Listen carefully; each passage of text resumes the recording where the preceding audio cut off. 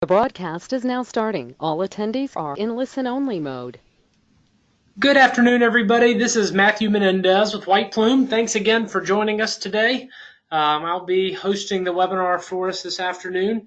I'm still waiting on a couple of people, give them a few more extra minutes to join and log in. But let me give you just a couple of quick housekeeping notes before we get started to help the webinar go smoothly for everybody.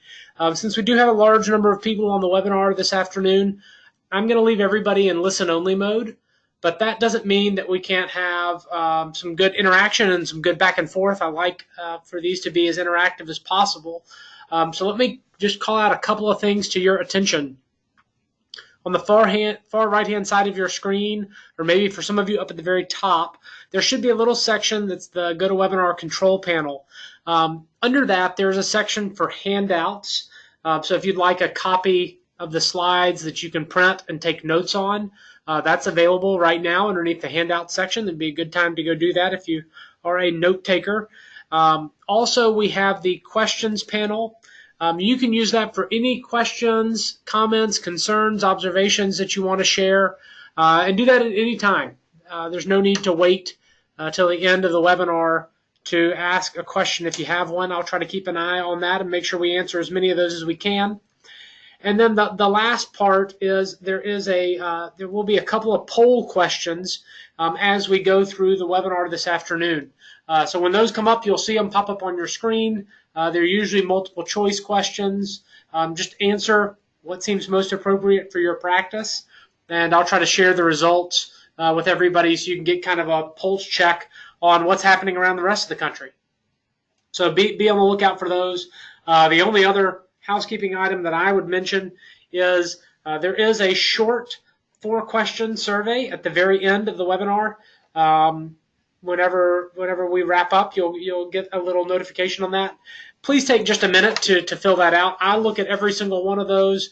It's very helpful for me to try to make sure that we make these webinars as valuable as possible for everybody going forward.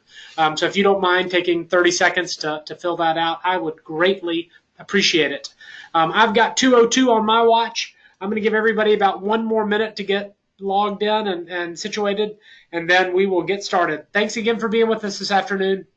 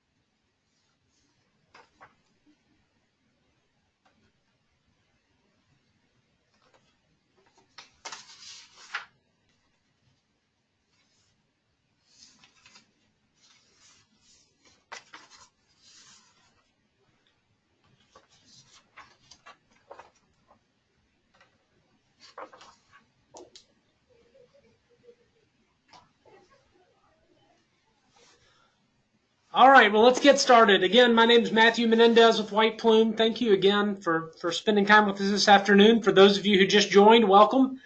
Just a couple of quick housekeeping notes. Any questions that you have, feel free to use the questions panel for that. I'll try to answer as many of those as I can as we go and at the end of the session today. But if there's anything that we don't get to or that may be just specific to your practice or your group, I'll make sure that we reach out one-on-one and follow up with you on that. So thank you again for the time this afternoon. I'm looking forward to kind of going through this with everybody. Let me give you just a quick rundown of what I hope to accomplish over the next 50 minutes or so. The first thing is, why is automated charge entry so hard? We still see a lot of people, by some analysts estimate somewhere between 40 and 50% of practices still have some level of manual charge entry. Why is automated charge entry so hard? I'll give you some of the things that we've seen based on our experience about why that's so hard. Talk a little bit about that, and then jump into some of the 5 most common mistakes that we see practices make. These are the things that you want to avoid if you're going to have a successful automated charge entry strategy. The first is don't turn doctors into coders. Sounds pretty self-explanatory, but it's an easy trap to fall into, and we're going to make sure we talk about that. Ultimately, that's bad for patients, bad for doctors, and bad for outcomes. The second one is correct and complete post-encounter coding. So we want to make sure that we get our coding done completely and correctly, and we want to make sure we do it at the right point in the revenue cycle process. So we're going to take a good look at that as well, because we want to make sure that we do that correctly when you're designing your process or you're thinking about making improvements to your process. Then we start to get into some of the nuts and bolts of the coding process, right? It says, all right, what I want to do is, I know we've got to do it correctly, we've got to do it completely, but how do I do that efficiently? How do I make sure that I can do that in an automated way? How can I not have to hire additional staff when we add additional providers? That's what we're going to start to look at with that exception-only coding workflow. And then a common pitfall that I see people make is they don't have a good backup plan. You've got a great process, you've got great people, right? But there's a weak link in the chain that can make all of that unravel at your feet. And we're going to talk about how to make sure that we avoid that mistake, because for some people that's the hardest part of the whole process, is how do we make sure that that is a sustainable process with a bulletproof backup plan. The last piece that really gives us some visibility and insight into what's happening in the revenue cycle and where there are opportunities for improvement is what I call actionable revenue cycle analytics.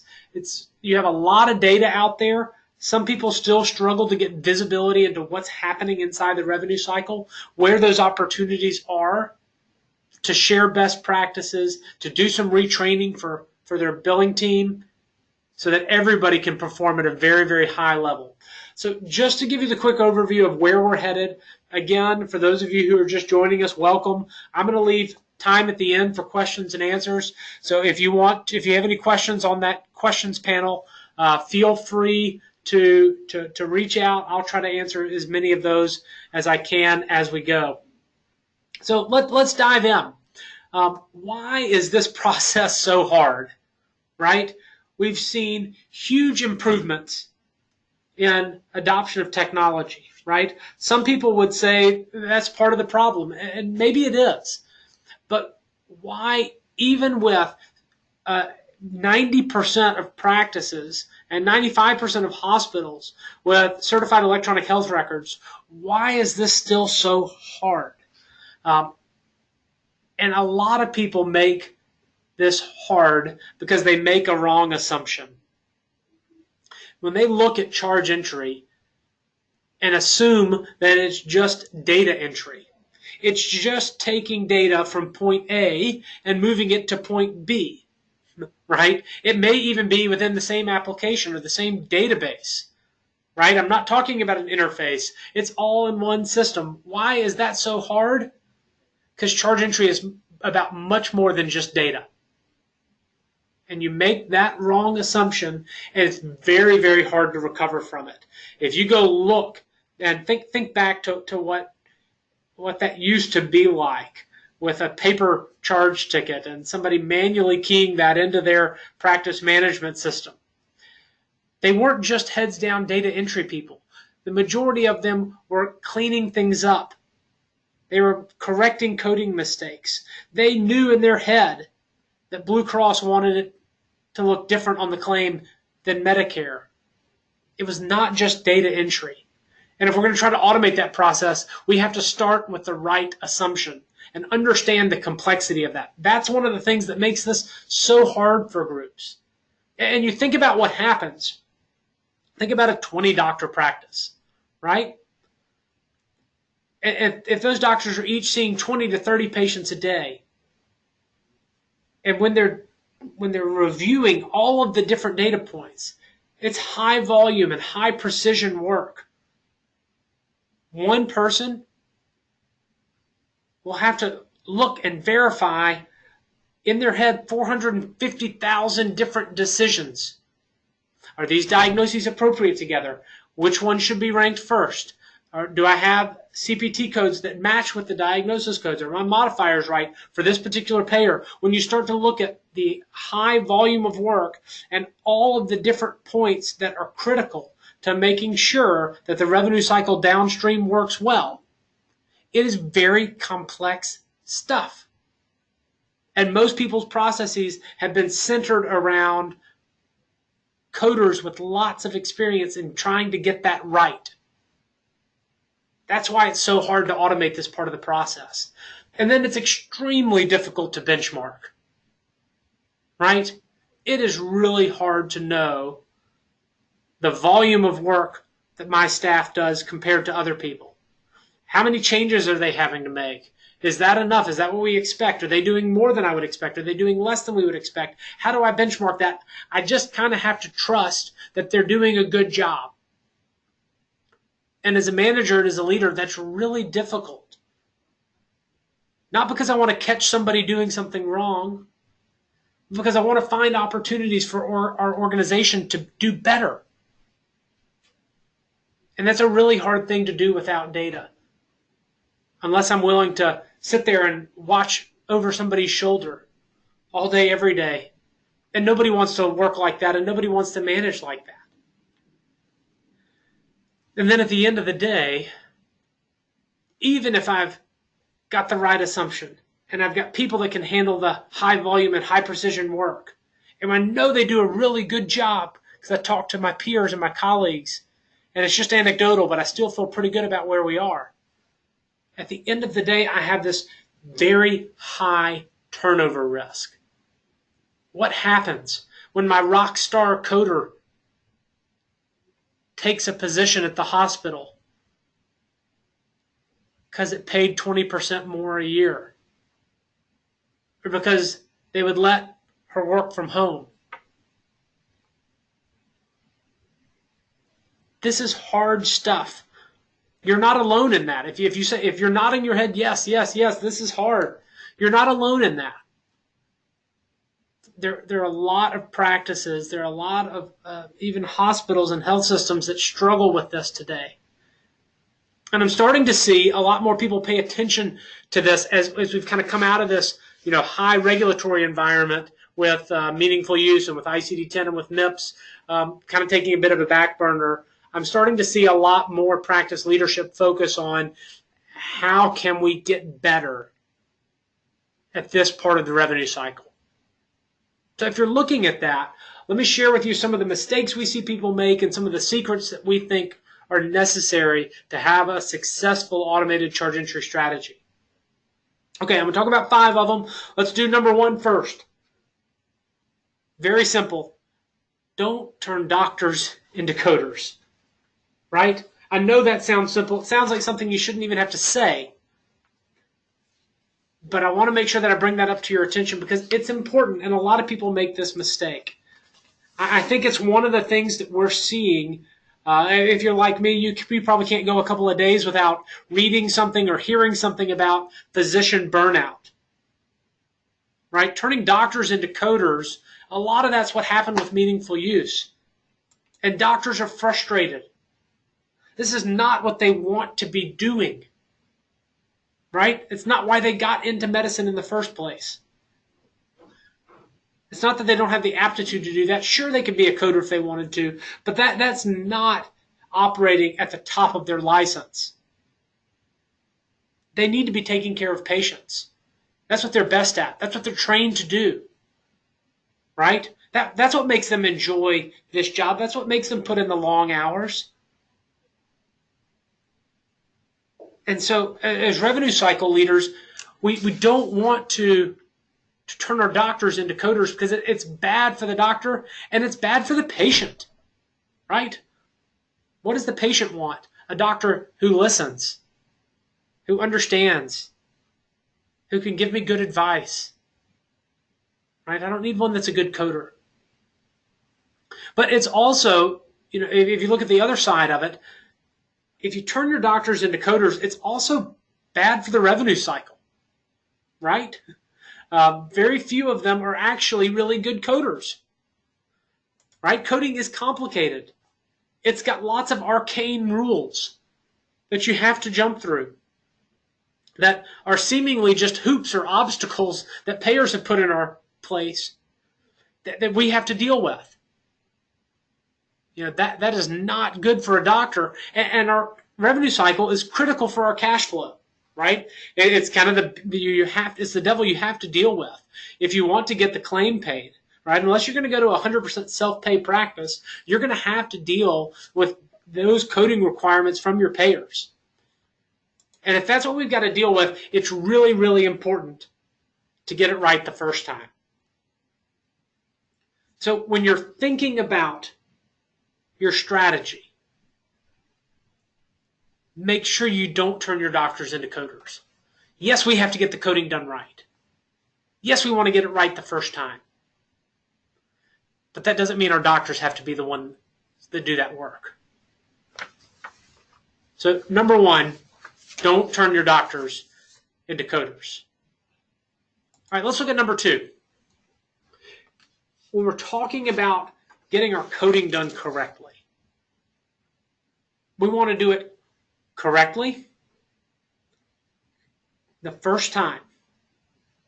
We want to do it completely the first time. And we want to do it at the right time in the revenue cycle process. Let me flesh those out just a little bit more.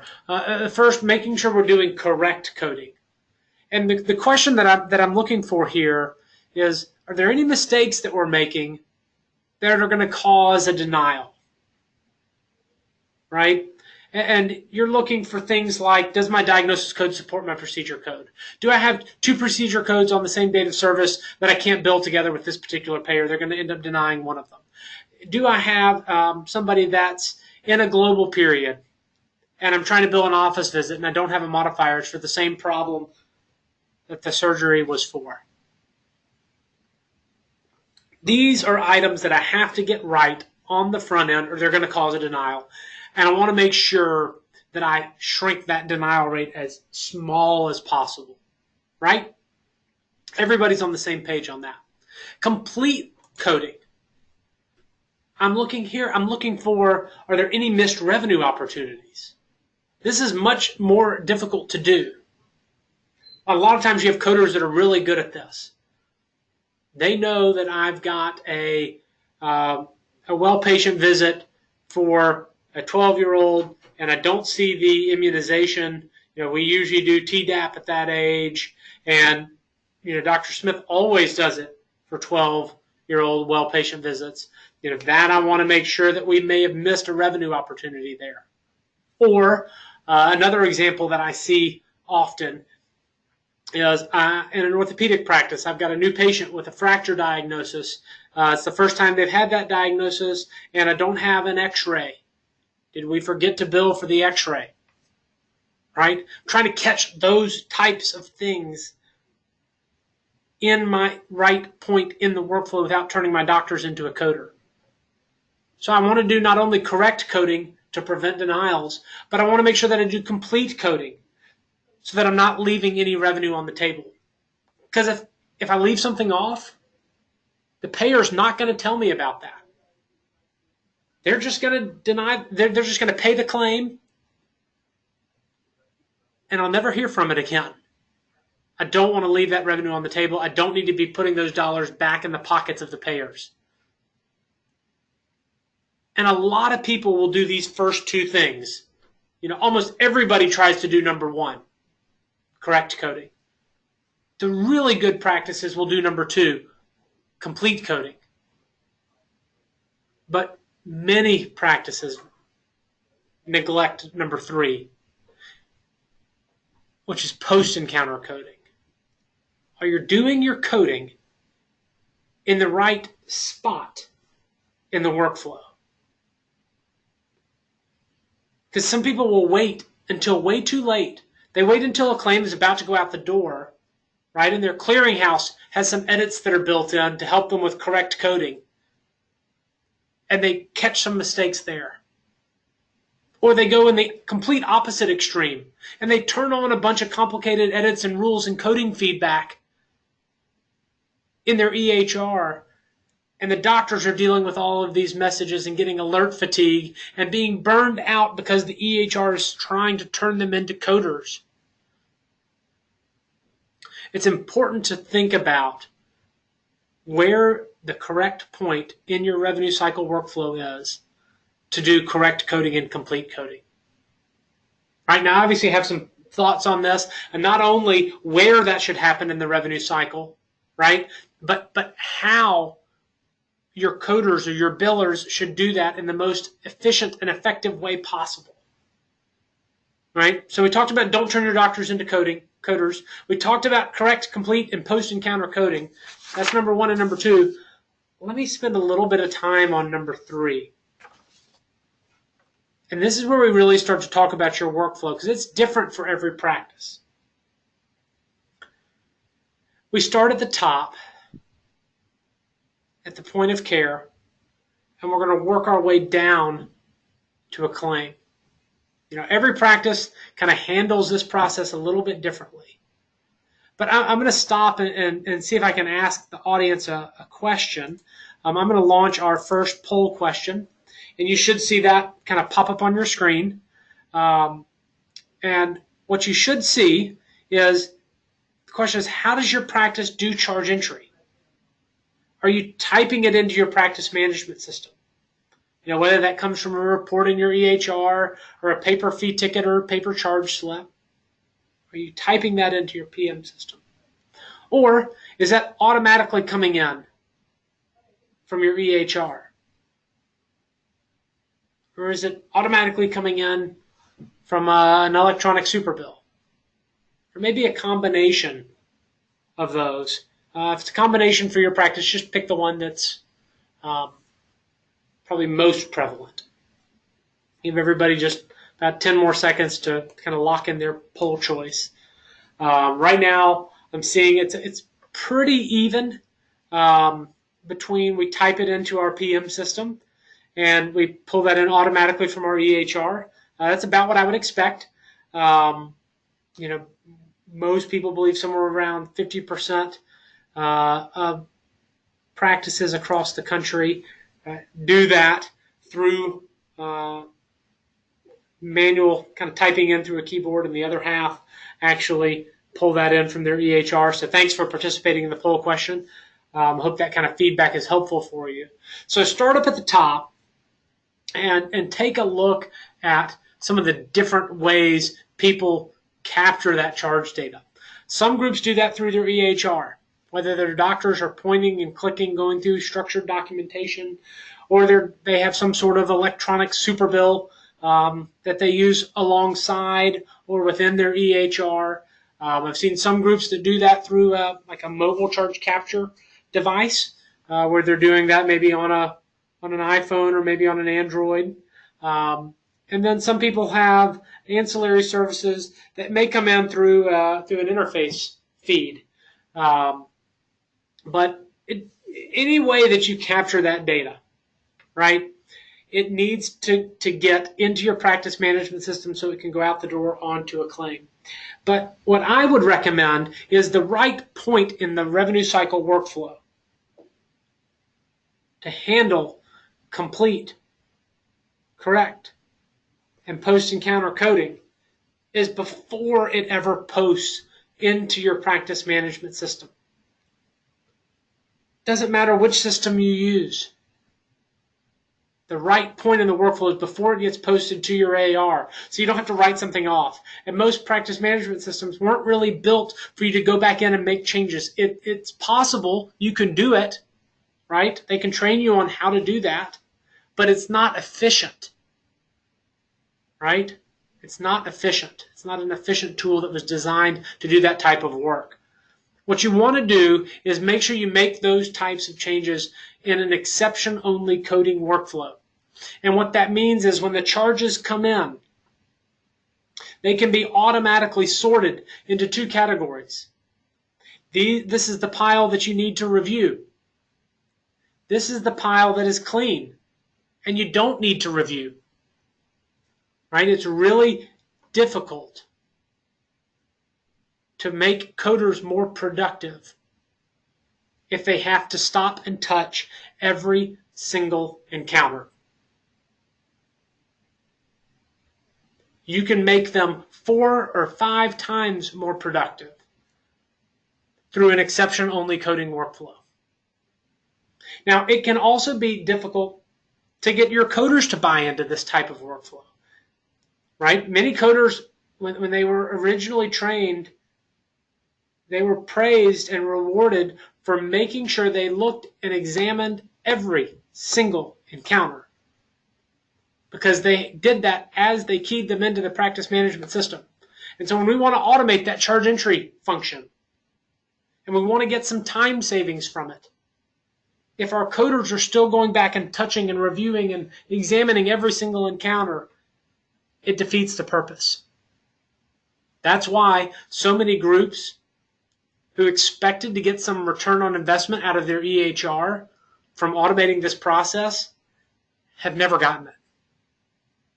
They've never actually been able to capture that return on investment, because even though the coders are no longer doing manual charge entry, they're still reviewing every encounter. And they can still only process 25 encounters an hour, rather than what we see with practices who implement an exception-only coding workflow. Even their average coders can handle 107 encounters an hour. And their superstars can handle 173 encounters an hour. And that's really important. That's really important. So let me launch our second poll question. And what I'm going to ask is, where in the revenue cycle do you do your coding review? Where does that happen? Is my clinical staff doing that at the point of care? Right? It's okay. I'm not going to share your answers with anybody else. Just answer what's happening in your practice today. Is your coding staff doing that at charge entry time as they key it into the practice management system? They're making those corrections as they go? Are they doing that inside your practice management system after charges are posted? Or are we waiting for feedback from the clearinghouse? So when we're ready to submit those claims, that's when we get the coding feedback. And some of you may not do the coding review at all. And that's okay. It's okay. There's no penalties here. We're just trying to get a pulse on what's happening around the country with different practices. I'll give you just 10 more seconds, and then we're going to wrap up the poll. Right now, the kind of the two top answers are coding staff is doing that at charge entry time, and coding staff are doing that when claims are submitted. So most people are either trying to do it on the front end during their manual charge entry process, or they are waiting until the end of the process when it's about to go out the door to the clearinghouse. So for those of you who participated in the poll question, thanks so much. I hope that's, again, a helpful part of the webinar for you. So thinking about this process, right, and thinking about your coders and what that looks like, let me show you the mistake that we see a lot of people make. This is number 4, and this is really talking about your backup plan. So let's say your practice and your revenue cycle, you're rock stars. You do a great job at this. Denials can never slip through the cracks. Very, very low denial rate. You may even do a great job of capturing those missed charges, right? You look behind the physician. You catch their mistakes. They say they never let anything slip through the cracks, but you know you catch a lot of that for them, right? And maybe you even have a very, very efficient process, right? When I talk about revenue cycle throughput, one of the metrics that we encourage people to look at is encounters per hour per person. So how many encounters per hour can your coders, can your billers process? So let's say you've got a really good throughput, right? And a lot of that, practices that have those 3 items, what I typically see is that they have a super coder somewhere in their process. And that's somebody who's been doing this a long time, who does it well. They are super dependable. They are super reliable. And that is what protects the practice cash flow, right? You think about this revenue cycle process, it is critical to driving revenue in the practice. Here's the only problem with that. The problem with that is if something ever happens to that supercoder, the process crumbles. The process crumbles. And here's why. Everything was relying on that supercoder. She remembered that a lot of that in her head. He was the one that caught everything behind the clinical team, right? We didn't turn our doctors into coders because my supercoder handled all of that, right? And if all of a sudden they leave for another position, they decide to retire, family member gets sick that they need to go help take care of, right? Anything like that happens, it becomes very difficult to put those pieces of the puzzle back together again. So just think about this for our last poll question. Maybe you have one of those supercoders. If you lost your best coder tomorrow, how long would it take you to get back to where you are today? How long would it take to post the position, recruit candidates, interview them, onboard them, train them, get them up to speed on the nuances of your practice? Could you do that in a month? 3, 6, maybe more? How long would that take? Certainly, I hope that never happens to you, right? But if it did, how long would it take you to get everything back on track? Most people think 3 to 6 months on the poll question so far. And that may be optimistic. Or I don't know, maybe you get lucky. But right now, really difficult to hire and retain good quality people because the unemployment rate is so low. So thanks again for participating in the poll question. So what I would encourage you to do is to figure out how to protect that process, right? You do a great job with denial prevention and capturing lost revenue and encounters per hour today and your cash flow, and you've got great people. Awesome. How do I protect the long-term financial interest of my practice? Right? And this may be one of those things that your doctors don't spend a lot of time thinking about. But maybe it keeps you up at night. What would happen if you lost that supercoder? How do I put a process in place that I can take the time and cash flow hit from 6 months down to 1 month? How do I get somebody up to speed faster? How do I ensure that some of that knowledge, some of that expertise, some of that productivity is built into my process and not just my people, right? And one of the best ways to do that is the thing we're going to talk about next, number 5, right? So we talked about don't turn your doctors into coders. We talked about correct, complete post-encounter coding. We talked about the right type of process to use. An exception-only process is how you can gain the productivity that you need in an automated charge entry strategy. And we talked about making sure you've got this bulletproof backup plan, so even if my supercoder left, my cash flow is still protected. And the best way to do that, the best way to get a new hire up to speed, is to be able to have actionable analytics that show me what's happening in the revenue cycle so that I can share that with the rest of my team, so that we have that kind of data institutionalized.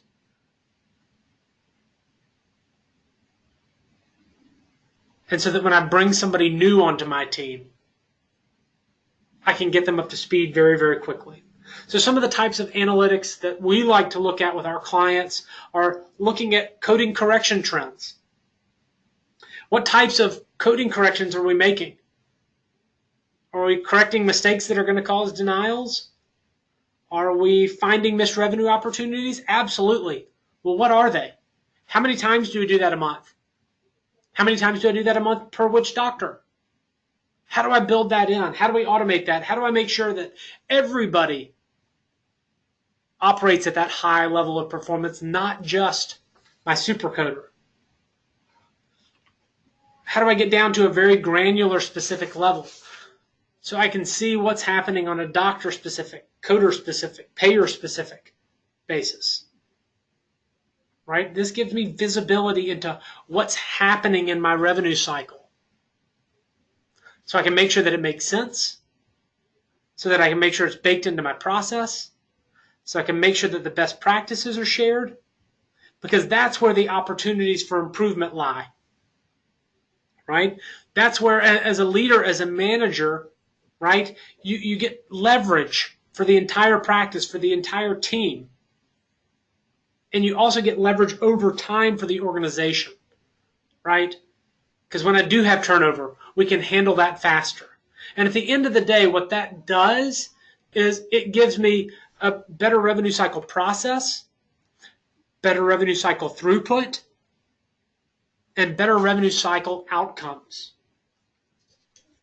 And that's what we want to bake into the process. So when you think about your automated charge entry strategy, you want to make sure you do those 5 things. Don't turn your doctors into coders, number 1. Number 2, make sure you do your coding correctly, completely, and at the right point in your revenue cycle. Number 3, your coding process should be exception-only coding. If you have to stop and look at or stop and touch every single encounter, you're never going to get the return on investment you're looking for from an automated charge entry strategy. And if you do those things and you don't have a bulletproof backup plan, if you haven't institutionalized that information, that process, it can all be for naught if you ever lose your supercoder or one of your supercoders. And the best way to protect against that is to know what happens in the revenue cycle, to have the analytics, to have the data so you can share the best practices. You can look for those opportunities for leverage. I know we talked about a lot of information today. Appreciate your time on the webinar today. I'll go ahead and open it up for questions, and I'll try to handle as many of those as I can over the next 10 minutes.